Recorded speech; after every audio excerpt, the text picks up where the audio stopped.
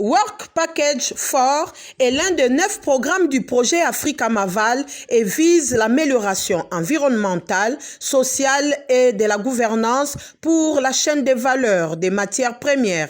Pour bien mener cette étude et mettre en œuvre ces projets, 10 pays d'Afrique sont sélectionnés comme pays pilotes. Le Sénégal, le Maroc, la Tanzanie, la RDC, le Mozambique, le Zimbabwe, le Gabon, Madagascar, l'Afrique du Sud et la Namibie. Et c'est dans ces 10 pays que les ateliers sont organisés à tour de rôle pour des échanges, aussi pour approfondir la réflexion autour du contexte environnemental, social et de gouvernance. C'est dans ce cadre que AWIMA, Association des femmes du secteur minier d'Afrique, a organisé le 19 janvier 2023 à Kinshasa en RDC, précisément à l'hôtel Sultani, un atelier pour des études approfondies sur la question.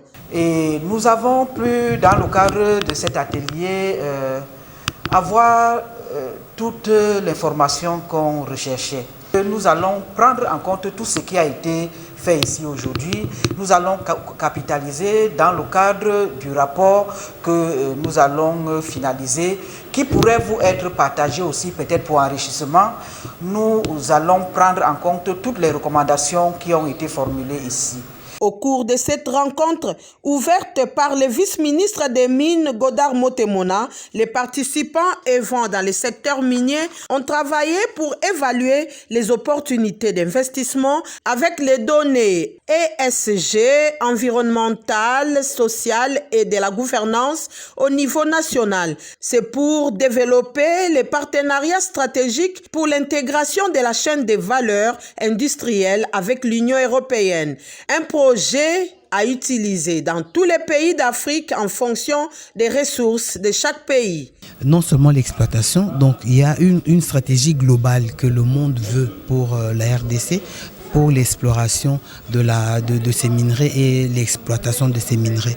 Donc dans cette démarche-là, il y a la nécessité pour que de mettre aussi des stratégies en place pour la transparence des ressources qui viennent de cette exploitation et de cette exploration, et aussi pour la redistribution équitable des communautés.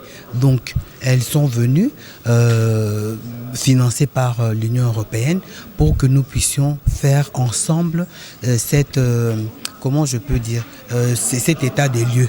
Ainsi, plusieurs intervenants ont pris la parole, chacun développant un thème dans son domaine sur les potentiels géologiques, défis et perspectives, la réglementation et fiscalité, les développements miniers et économiques, chaîne des valeurs et enjeux, les aspects sociaux et environnementaux dans les secteurs miniers de la RDC, les questions foncières, la fabrication des batteries en RDC, la gouvernance et transparence dans les secteurs miniers et autres. Il s'y est dénoté que la RDC est le 6e pays où s'est tenu cet atelier selon le calendrier de WIM Afrique, qui est en train de conduire ces programmes sur le continent africain et rendre opérationnel les Work Package 4 du projet Africa Maval en vue de construire des partenariats Union européenne-Afrique sur la chaîne des valeurs des matières premières durables.